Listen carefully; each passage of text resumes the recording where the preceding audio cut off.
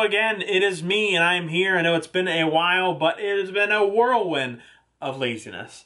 Anyways, I'm bringing you a very special video because I'm going to do a top 5 video. It's a top 5, my opinion, it is my top 5 Super Mario Brothers games. Now this is going to be mainline Mario Brothers games. It's not going to be Dr. Mario, which is a great game, but the main line of platforming Super Mario Brothers games. Well, let's get to the list. Number 5. First game up is going to be my number 5 pick, and that's going to be the launch title for the greatest handheld system of all time, the Game Boy. That would be Super Mario Land. I love this game. This game, it's got great music. Most Mario Brothers songs are done by Koji Kondo. This one was not. It was done by Hirokazu Tanaka, which he did a bang-up job. He did a lot of the music for a lot of the original games on the NES, like I want to say Wrecking Crew, Tetris, Duck Hunt, stuff like that. Great stuff. I love, especially Duck Hunt. Duck Hunt has a really great little theme. But anyways, he did the music for this. It's great music. This is the first, also notable, this is the first Mario game to not be done by Shigeru Miyamoto, the father of Mario Brothers. But they actually did a pretty decent job. It is the Game Boy after all. You can't do all the things that you could do even on the NES. It's a little underpowered. This game came out in 1989. Like I said, the music's great. It's pretty cool because you do a lot of different things in this game. There's like shooting levels, like you're underwater in a submarine. You fly a little bit here and there. It's got like an Egypt thing going on the first level, if it was first stage area. I don't remember what it was. But some great stuff is in this game. If you have a Game Boy or even a 3DS, because this game has come out on a couple different Nintendo handheld systems, you can buy this probably maybe $5, something like that, on one of those systems. It's a lot of fun. I dare you. Check it out. Really good. Number 5. Number 4. My number 4 Super Mario game is going to be the game that ushered in Nintendo and pretty much console gaming as a whole into 3D graphics. Mario 64. This game really had a lot of great things going for it. Again, a lot of this stuff always comes down to music for me. I am a musician. I play saxophone. I've been in bands and whatever like that. So really, music sticks in my head a lot as far as video games. I hum it all, randomly, some song will come into my head. Just a second ago, I had one of the underground level. I don't remember what it's called, names, but I have that song in my head even right now. But it did a lot of great things. It was in 3D. This was like the initial game that really had that Nintendo 64 just, come up. This game came out in 1996. I believe it was a launch title for the Nintendo 64. When I saw it, I was just blown away by just the sound and the look, and it was like, this is in 3D, this is amazing. We're seeing the back of Mario, we're looking almost really in his view, because you hit that certain button, then you can see his view of the world that he's in, and it was just amazing. And this game ushers in one of the first cases, I'm not sure if it is the first time, but one of the first times we actually heard Mario's voiced by Charles Martinet, and that iconic screen where you just sees Mario's head, and it comes into the thing, and it's doing all that stuff, and you can mess with his cheeks and pull him all around and hold it so then he looks like a nutty, and it'll always be in my head. Let's go on to the next one. Number 3. This game is very special to me. I remember playing it as a kid. This game came out in '87, so I don't know how old I was. But anyways, hold on, because now you got me thinking. I was 4 when this game came out, okay? But I probably played it a little bit after that, but a great game, another great game. It's totally different from any other Mario game. Wait, Did you hear that? So he's complaining. Well, that's because it's not a real Mario Brothers game. It was not the same Mario Brothers game they had in Japan. Japan's Mario Brothers 2 is the real Mario Brothers 2. Alright, let's dispute it. Anyways, there's a Mario Brothers 2. It's different in Japan than it is here in the US. This game in Japan is called Super Mario Brothers USA. Whatever. So what happened was, they made it in Japan. Nintendo of America said, hey, we don't like that. It looks very similar to Super Mario Brothers, the original, and it's a little too hard, we think, for most players. So we want something else. And the cool thing about Nintendo was like, sure, you know, do whatever you want then. That's fine. You don't need that. So there was a game made or produced or directed, I don't remember, but the main guy behind this game was Shigeru Miyamoto, the father of Mario. He is Mario. He's Mario. That it's to not be disputed. He made a game called Doki Doki Panic, which is basically this game. But he went and said, you know what? Let's make this a Mario Brothers game. So he took the characters in the game and he made them Mario, Luigi, Princess Toadstool, and Toad. We'll get into the Toadstool thing a little bit later. But anyways, they made them into here. The game's phenomenal. The great thing about it is you can pick from 4 different players. Those 4 players. And you don't have to be Mario. So the younger brother or younger sister now does not have to be Luigi. She doesn't have to be Mario. It's, man, you could be anybody. So this is the start of where each character kind of got a little bit of characteristics that we even see today. Mario and Luigi is the prime example. They're 2 different people. And Mario Brothers, the original, Super Mario Brothers, excuse me, Mario Brothers is different. But Super Mario Brothers, they look exactly the same. That's obviously not true. Mario is the older brother, which that doesn't matter, but Mario is a little shorter and a little plumper, okay? And then Luigi, a little taller, a little thinner. And the other thing is, these guys control different. Mario is pretty, you know, plain Jane. You know, he runs average speed, jumps average height. But Luigi might be a little hair faster, but he also jumps a little bit higher and he hovers just the tiniest bit, tiny bit. You know, and then Princess Peach. Oh, I did it! I did it! Nintendo, you screwed me up. Princess Toadstool. She hovers for a pretty long time. Probably the easiest character to play the game with. And then Toad, he's a little faster. And that's pretty cool. But again, another thing about this game, the music is amazing. I love that music. Koji Kondo is a genius when it comes to making music for Super Mario Brothers games. So, Super Mario Brothers 2, I don't know what else to say about it. It's a beautiful game. I love the ending of it. Spoiler alert, the whole game is a dream. So that's when you go, oh, the reason why it looks totally different from the first one, or even later if you're thinking now than back in 1987 when this was made, it looks a little bit different than Mario Brothers 3. Because it's a dream. Hello? And we haven't seen the bad guy since. Wart, where you at, brother? Where you at, Frog Lips? Where you at? That's number 3.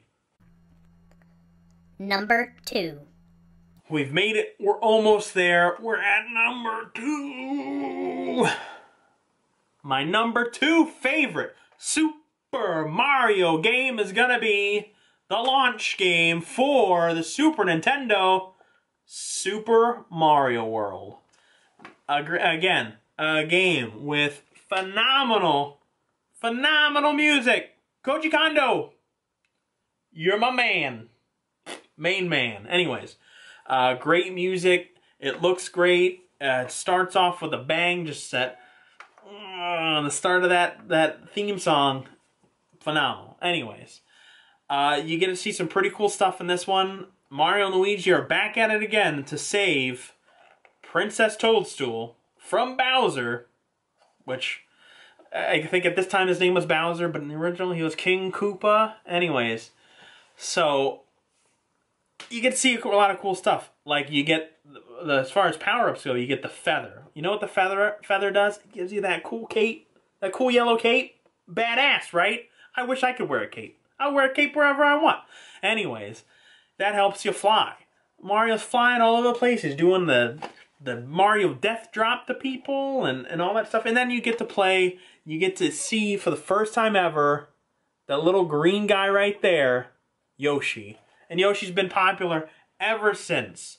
Because you get, one thing that Yoshi does, you're riding Yoshi, if you get hit, it's basically like another layer of armor for you. That's the great thing I've always loved about Mario Brothers games.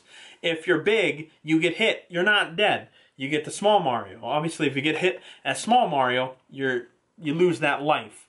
But if you're small Mario and then you get your big Mario, and then if you're big Mario and you're on Yoshi, you get hit with Yoshi, you're still big Mario. It's amazing. It's the third layer of the cake.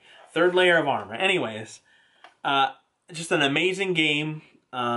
The Dinosaur Land, which is where this is based, is a really fun place. You have some nice locales, and I always loved, one of my favorite parts about this game was the switches.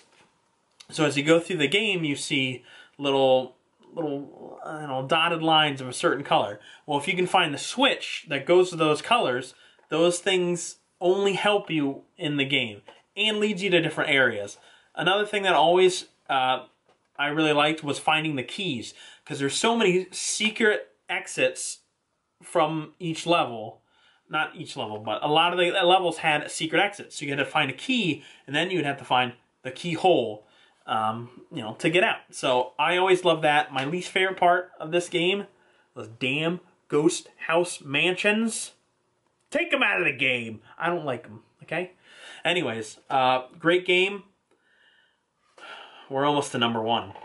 Are you ready to be surprised that one of your favorite games of all time is not in my Super Mario top 5?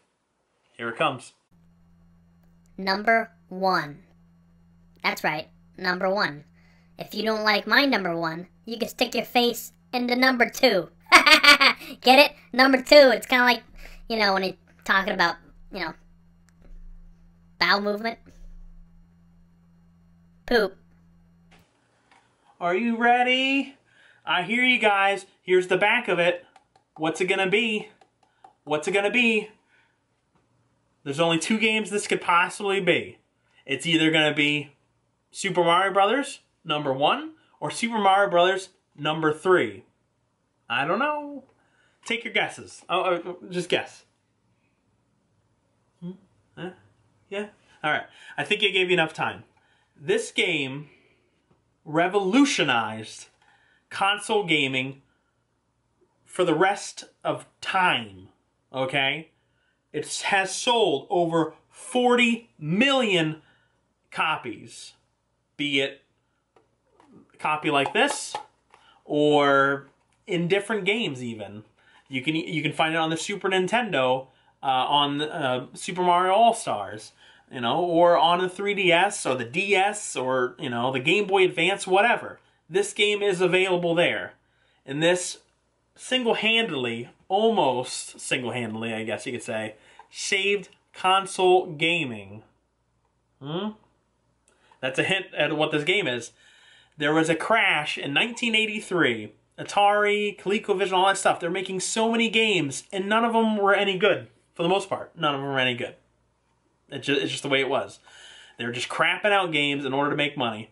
The market crashed, and good old Nintendo swooped in 1985 and said, hey, we got this cool thing. It's not a video game system. What we call it is the Nintendo Entertainment System. Alright? Which was great. Whatever. A lot of cool black box games came out for it. Like, you know, let's say Mario Brothers, the arcade game. That's great. Donkey Kong, awesome game. Everybody loves the arcade. Then this game came out.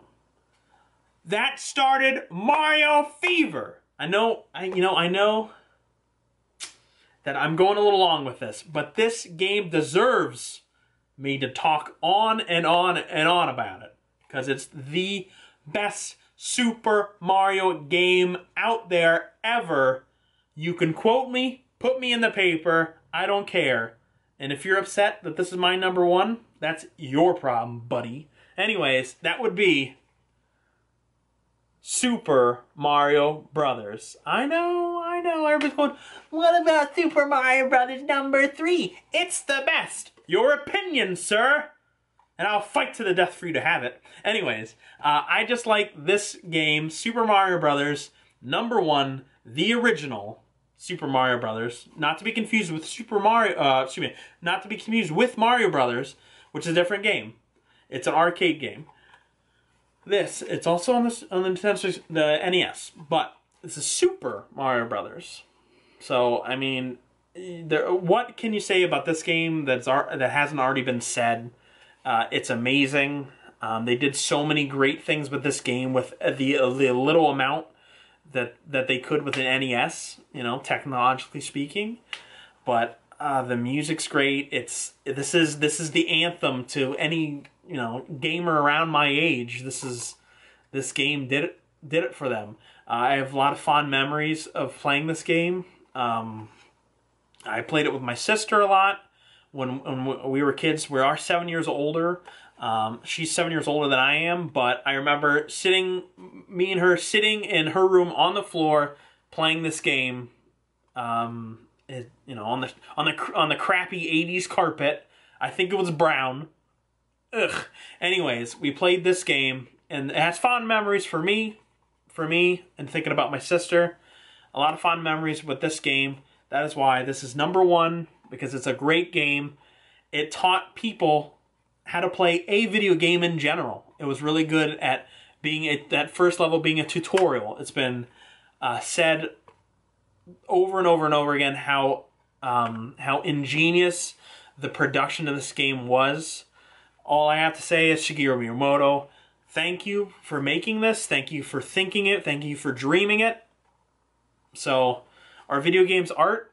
Absolutely, because dreamers like Shigeru Miyamoto have made this art, and that we all love, and it's right here, and we hear it in our heads, the theme songs, we hear the noises, you know, all the special effects, the sounds are a part of our hearts, and, you know, that's why I play video games, partly because of this game right here. So, this is my number 1. I'm very sorry for the fanboys who like Super Mario Bros. 3. It did not make it.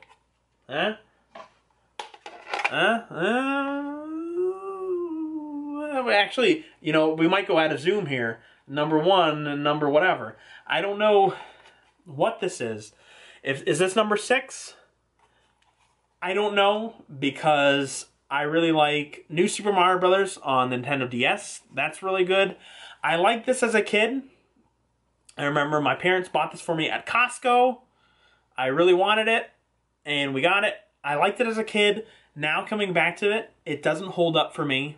I don't like it that much. So that's why this is my number 1, because it holds up, and it's amazing, and I go back to it all the time. This one, not so much. Anyways, that's my top 5 Super Mario games. What do you think? What's your top 5?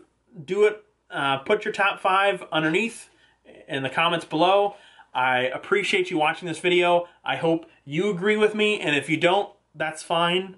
We're all gamers. We have our opinions. The fact that we like certain things, and there's a way we like certain things, makes us each unique. Don't be afraid to be unique, because that makes the uniqueness makes us who we are. We can all live together in harmony. Mario Brothers 3 fans and Mario Brothers 1 fans. We can live together. I appreciate you. Thank you. Like, subscribe, all those things. Take a listen to the Geek Things podcast on iTunes. I'm out!